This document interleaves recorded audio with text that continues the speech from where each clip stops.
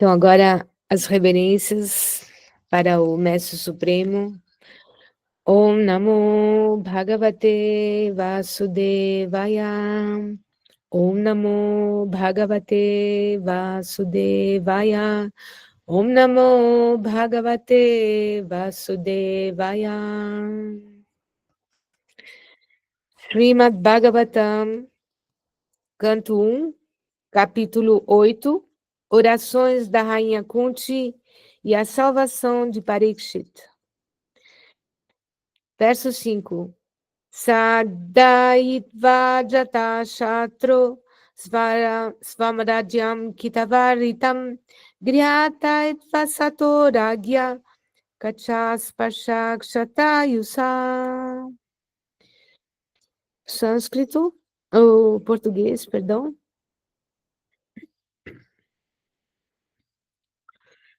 Verso 5. O sagaz Duryodhana e seu grupo usurparam astutamente o reino de Yudhishthira, que não tinha inimigos. Pela graça do Senhor, a recuperação realizou-se, e os reis inescrupulosos que se aliaram a Duryodhana foram mortos por ele. Outros também morreram, com sua duração de vida reduzida, em razão do ato incivilizado de mexerem no cabelo da rainha Draupadi. Repetindo. O sagaz Duryodhana e seu grupo usurparam astutamente o reino de Yudhishthira, que não tinha inimigos.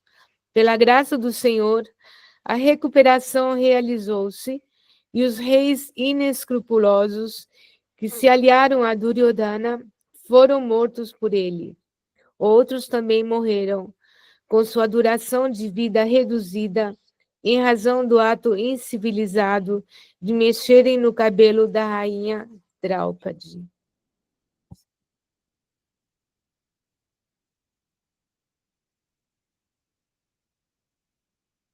Om Ayana Chimirandasya Gyananjana Shalakaya Chakshurun Militanina Tasmai Shri Gurave Namaha.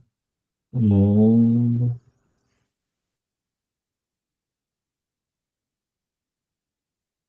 Muito embora eu tenha nascido na mais obscura região da ignorância, conhecido como Jagat, que é a criação do cosmos, chamado mundo material, e devido à avidya, à ignorância, tendo eu vagado no ciclo dos repetidos nascimentos e mortes desde tempos imemoriais. O mestre espiritual, que é o libertador da alma condicionada do ciclo do samsara, devido à sua compaixão e conhecimentos plenos, está então abrindo os meus olhos com o archote da realização espiritual. E assim, libertando-me para todo sempre das misérias da existência no ciclo de repetidos nascimentos e mortes, ou samsara. Assim, a tal mestre espiritual, que é benevolente, pleno de conhecimento e compassivo com o progresso da alma condicionada, eu ofereço minhas respeitosas reverências conscientemente com gratidão em meu coração. Portanto, Tatastu, que assim seja. Hari Om, Shanti, Namastê, Om Tat Sat, Hare Krishna, Krishna Krishna, Hare Hare, Hare Rama, Rama Rama, Hare Hare. Ó energia suprema, amor divina, ó Mahamantra libertador do ser, desperta-me, eleva-me, envolve-me, protege-me. Hari Om, Shanti, Namastê, Om Tat Sat, Hare Krishna.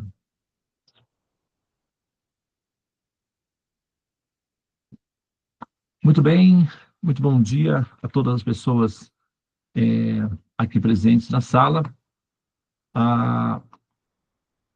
Muito obrigado às sacerdotisas que nos conduziram pelo caminho dos mantras.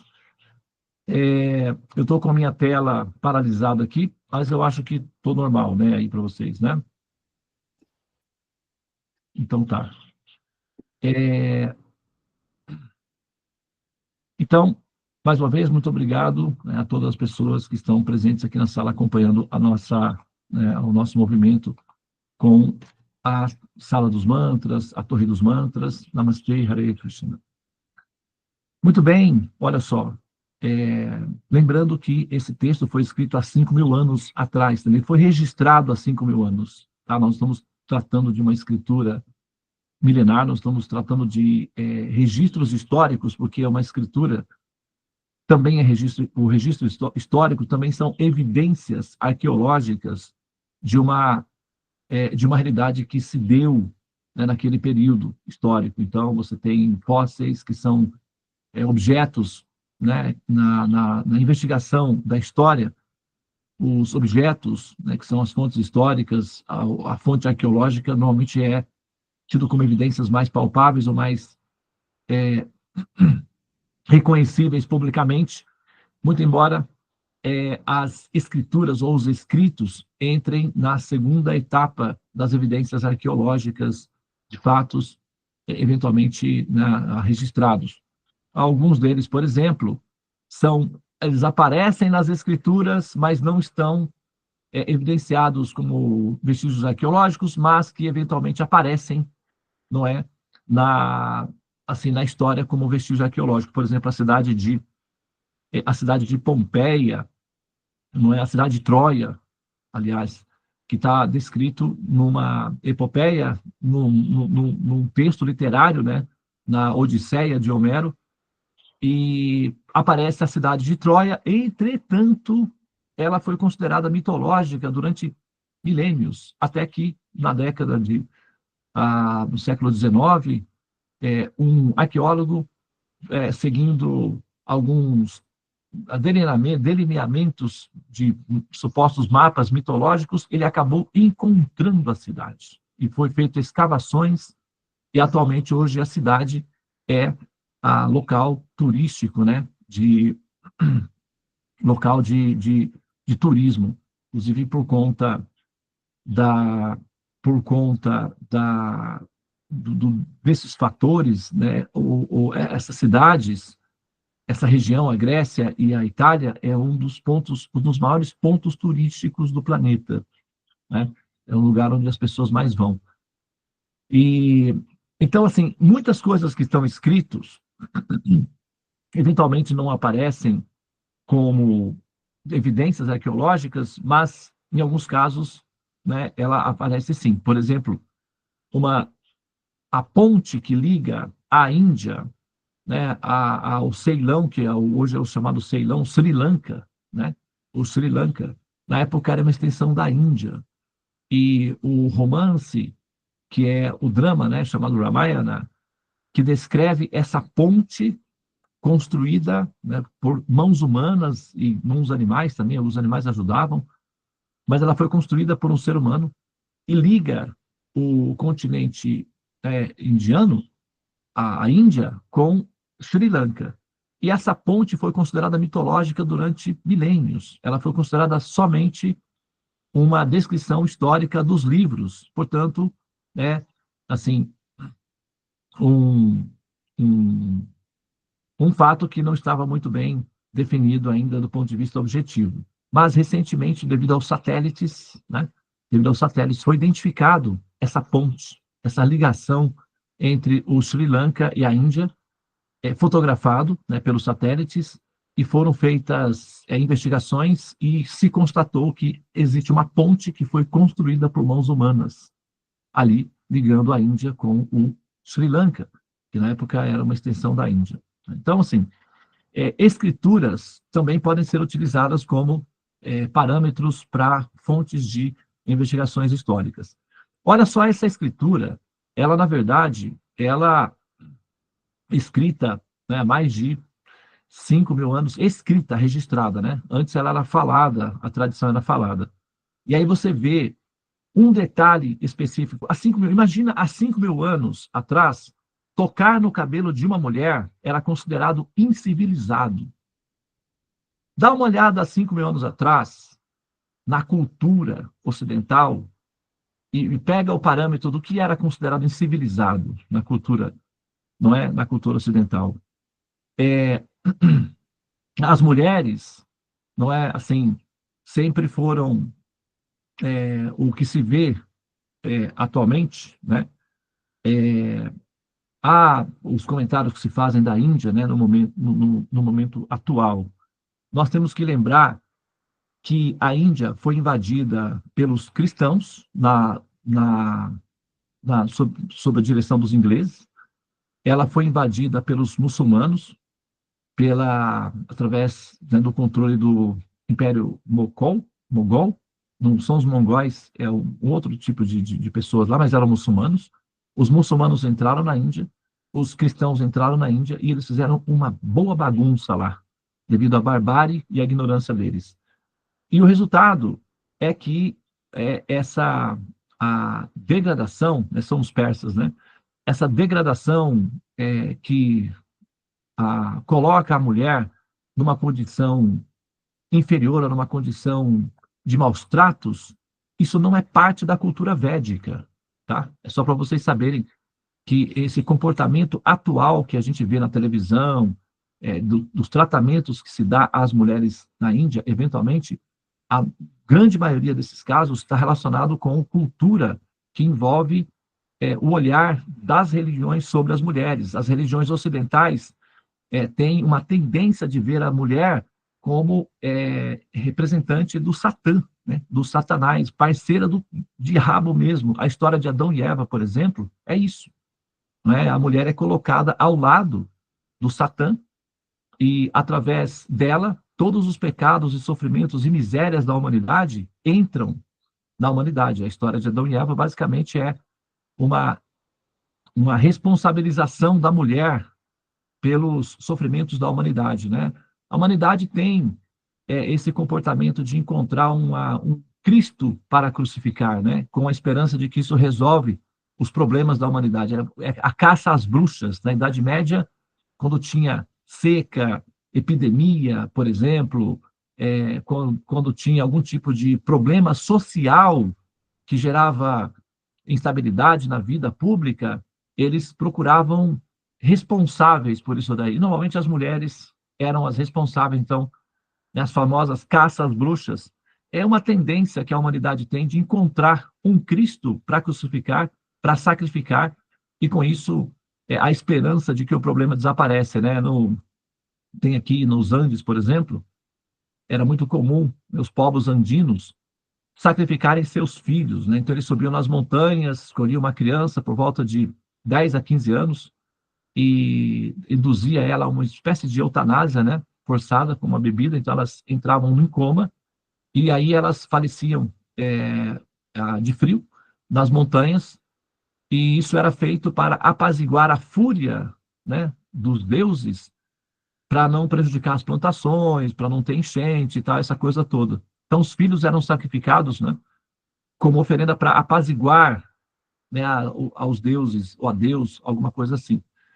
Então, esse hábito de sacrificar as pessoas, sacrificar grupos, sacrificar uma etnia, é uma característica da ignorância humana, com a esperança de que a fúria da natureza vai ser aplacada. Então, a caça às bruxas, o sacrifício de Jesus, o sacrifício lá do Abraão, que ia sacrificar o filho, as mulheres sendo representantes, parceiras, amigas do Satã, né, na questão da maçã da Eva. Essa história é uma história que ela é aceita, ela é assimilada pela grande parte da humanidade, né? Se a gente juntar aí os cristãos e os muçulmanos, dá mais ou menos de quase, acho que 4 bilhões de pessoas na Terra, né? Então, são muitas pessoas que têm esses parâmetros como referência histórica, como referência, e os judeus também, né? São as 3 principais religiões da Terra, e todas elas partem do princípio de que o pecado, o sofrimento e as misérias da humanidade entrou na humanidade por conta da desobediência da Eva, que resolveu comer a maçã em detrimento da ordem de Deus, que não deveria comer, e ela foi lá e desobedeceu. Uma criança, né, ingênua, sendo seduzida por um ser ardiloso, Satã, imagina, disfarçado de um animal curioso, e a menina comeu a fruta e todos os pecados e sofrimentos e misérias e mal da humanidade adveio daí, da desobediência de uma menina, uma criança, basicamente, né? Uma mulher. Então, essa ideia de que a mulher ela é susceptível, né, ao Satã, ao mal, coloca a mulher na condição inferior. E, assim, é claro que o excesso da liberdade da mulher também pode prejudicar ela mesma, né? Nós temos que, é como uma criança, né? O excesso de liberdade que se dá para uma criança, o efeito é semelhante. Todos têm direito à liberdade, mas no final, a conta, quem paga, muitas vezes, são elas mesmas, né? Outro dia eu vi uma garotinha de uns 14 ou 15 anos grávida, né? Assim, no supermercado, fazendo compras e ligando para a mãe, perguntando para a mãe se ela tinha dinheiro, se ela podia comprar um mingau, uma coisa assim. Ela estava grávida e tinha um menino, né? Já um garoto. Ela era jovem, uma criança mesmo, assim. Se ela poderia. Não, o garoto parece que era de uma outra menina. Ela estava perguntando se ela poderia comprar um mingau para ela, porque ela estava sentindo vontade, mas ela não tinha dinheiro para comprar um mingau lá. Eu estava por perto ouvindo a conversa, né? E ela é grávida. Então a garota foi dado a liberdade para a menina de fazer o que ela quisesse, mas agora o ônus da responsabilidade era dela. Por quanto tempo? Pelo resto da vida. Entende? Então, as mulheres, elas têm que ser protegidas aqui como está falando no verso, dos ardilosos, dos predadores, dos espertalhões, que se aproveitam da inocência e da fragilidade para tirar proveito dessa assim chamada liberdade, e o resultado é que ela fica depois com o peso da responsabilidade para o resto da vida. E isso, na história da civilização ocidental, as mulheres sempre foram alvos de violência sexual, de agressão, de desrespeito, de humilhação, de ódio, né? O mito do Adão e a Eva lança sobre a mulher um olhar de ódio, de fúria, porque quando se imagina que todo o mal da humanidade entrou na humanidade por conta de uma jovem mulher, naturalmente você tem aí o arquétipo do inconsciente coletivo, que vai então ter a mulher como referência de causa para os sofrimentos genéricos da humanidade. É lógico que isso não é pautado formalmente hoje, não mais, mas fica aí no inconsciente coletivo essa relação, né? O que a gente vê a diferença em termos da cultura védica há 5.000 anos atrás. O fato de uma pessoa ter tocado no cabelo de uma mulher, isso foi considerado incivilizado, nem ofensivo, incivilizado. Incivilizado. Então, a cultura védica, ela não tem esse parâmetro de desrespeito, de distrato à mulher. Muito pelo contrário, a cultura védica, a mulher, dentro da cultura védica, ela é a representante da boa fortuna, da prosperidade, da felicidade, do amor, da alegria, da reprodução, da família. Ela é, ela é, ela é, ela é pautada como a deusa que proporciona a felicidade para todos os seres. Os homens, na cultura védica, se aproximam de suas mães, diante delas se ajoelham e tocam nos pés das mulheres, que são as mães, antes de sair de casa. Então, é claro que no contrato social, as mulheres são orientadas a acalmar os seus maridos, sendo gentis, sendo atenciosas, sendo pacientes, permitindo que a fúria ou mal-estar do homem, né, que tem menos ocitocina, tem menos graxa, tem mais desafios, morre mais cedo, carrega mais peso, se acalme. Né? A mulher é orientada a não provocar o marido, a não incentivá-lo à ira, a não movimentá-lo, não desafiá-lo, não desrespeitá-lo em público, a dar a ele a dignidade que ele merece, ou que ele precisa como homem para se acalmar. E então, dessa forma, ela consegue controlar esse homem e conduzi-lo até a perfeição da felicidade e da liberação do ciclo do samsara. A mulher, ela é considerada pelos sábios o forte seguro que protege o homem na batalha da vida. Eu estou falando da cultura védica, não estou falando da cultura indiana, que foi dilacerada e depredada pelos cristãos e pelos muçulmanos, no passado com barbárie, violência e fanatismos religiosos. Eu não estou falando de outra coisa. Eu estou falando dos vestígios arqueológicos que nós estamos vendo aqui, nesse texto, que foi compilado há 5.000 anos atrás. Mas ele já era praticado há muito mais tempo do que isso. Isso para vocês entenderem a dimensão da elevação, da sofisticação e do refino dessa cultura.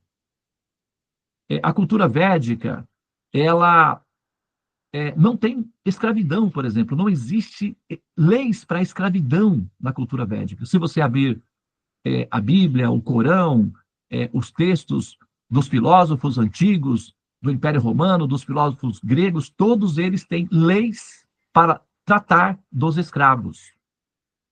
Não existem leis para lidar com escravos na cultura védica, porque não existem escravos na cultura védica. A cultura védica reflete a mente do Criador. Então, assim, nós temos que comparar as diferentes culturas para ver o que nós estamos fazendo, onde nós estamos dando os nossos passos, o que nós estamos acolhendo no nosso coração, porque depende do que se acolhe no coração, é aquilo que vai metabolizar no inconsciente, no consciente, para mover os seus passos. Tá? Eu vou dar mais um único exemplo. Eu estou falando isso por quê? Nós, os homens, dentro da cultura védica, nós somos responsáveis por preservar o Dharma, o conhecimento. O nosso cérebro é adaptado para tédio de longo prazo. O cérebro masculino, o cérebro do homem, ele foi formatado, se você pegar aí os últimos 4 milhões de evolução humana, aí você pega os últimos 2 milhões, os últimos 400 mil anos de história de evolução humana, os homens saíam para caça e eles morriam na caça, enfrentando animais, animais venenosos, alimentos venenosos no caminho. Eles sempre morreram mais fácil que as mulheres, que ficavam nas cavernas, protegidas, na entrada das cavernas, protegidas pelo fogo e por guardas. Então elas tinham muito mais paz mental, conseguiam dormir e até sonhar. As mulheres foram as primeiras artistas, aqueles desenhos nas cavernas, não são homens, os homens estão caçando. Quem produz aqueles desenhos artísticos nas cavernas são as mulheres, que têm tempo e têm que distrair as crianças, entretenimentos. Então, as primeiras formas de artes são feitas pelas mulheres. Certamente, a probabilidade é muito maior do que terem sido feitas por homens, que só se dedicavam à caça. Eles contavam as histórias. E as mulheres replicavam essas histórias nas paredes das cavernas para entreter as crianças, para que as crianças não morressem do lado de fora da caverna, porque criança é curiosa. Criança da época das cavernas e criança atual são todas iguais, parecidos com macaquinhos curiosos. E naquele período era muito mais fácil morrer. Então elas tinham que se virar nos 30 para manter essas crianças ocupadas dentro das cavernas para protegê-las. Então elas foram as primeiras artistas, primeiras contadoras de histórias, primeiras formadoras de religião, as primeiras psicólogas, as primeiras místicas, certamente que sim. Então a mulher, o cérebro da mulher é moldado para olhar para o interior das cavernas, que é o escuro, e ressignificar a escuridão. O que significa isso? Intuição. Então, elas foram os primeiros seres intuitivos. Então, a natureza do cérebro feminino... Perdão, pessoal, só um minuto, por favor.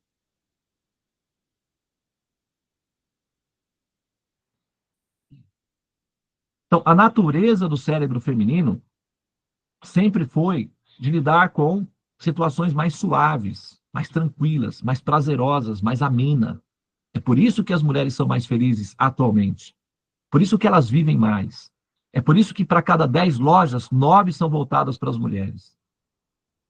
Entende? É por isso que elas sorriem mais. E quem sorri mais, vive mais. O cérebro, o corpo gasta menos energia sorrindo do que ficando sério. Os homens são mais sérios, então eles gastam mais energia. 10 anos a menos é a média de vida para os homens.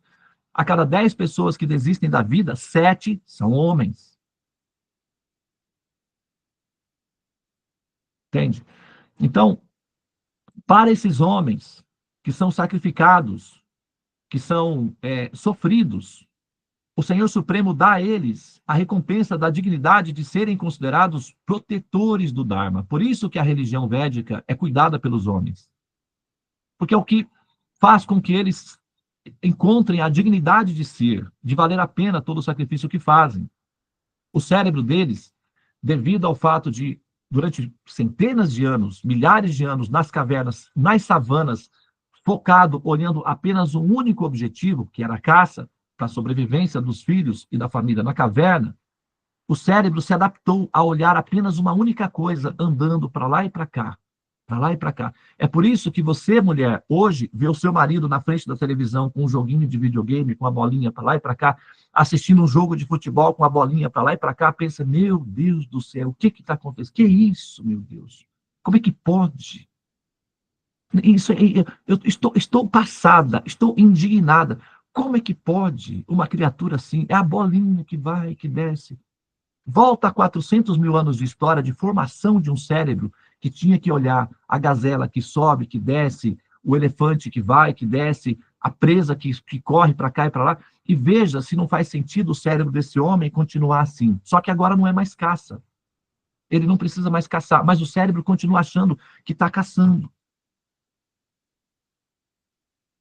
Entende? Então, se esse cérebro não for ocupado em, em olhar as pecinhas das escrituras, em manter o mosaico prontinho, proteção do Dharma, cuidar dessa caça ao tesouro, se o cérebro não for ocupado dessa forma, certamente ele vai para a guerra, ele vai fazer desordem, ele vai matar, porque o cérebro do homem foi treinado para matar a presa, senão a família morria. Só que agora não tem mais presa, não tem mais necessidade. Então, ele pensa que precisa matar alguma coisa. Por isso, ele vai fazer guerras. Quem declaram as guerras são os homens. As mulheres têm filhos no exército. Então, elas não declaram guerras, porque elas não querem que os filhos morram. Se depender das mulheres, não declaram guerra, porque os filhos morrerão. Quem declaram guerra são os homens.